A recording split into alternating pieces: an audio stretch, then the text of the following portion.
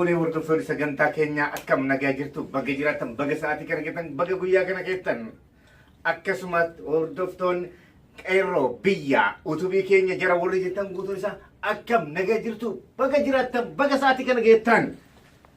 Nagaa jiraachuun bakka jirtanitti hunda keessanuu qilleensa irra warra balalee isin haa qaqqabu isiniin jechaa hordoftoonni keenya hundi keessanuyyuu isin jaalanna isin kabanya kanaaf mee waan obboleessi kiyya obbo Seifuu jedhan dhageeffadhaa.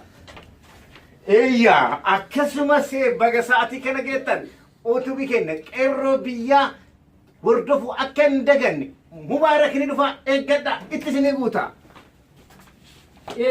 Qeerroo biyyaa yeroo hunda subscribe gochuu hin dagatinaa. Like, share, like, share, comment yaada keessan isinirraa eegganna. Tidaana. Isinirraa eegganna akka hin daganne kan jiran Saudi Arabiyaa Riyaadurraa.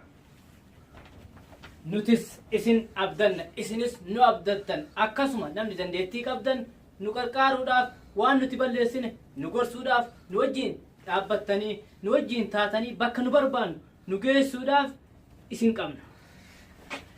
Eeyyaa isin qabna isin daganu nun dagatna nun raaffatina isin raaffanna ijoollee keessanii nu guddisa ofii wal guddimna jenna.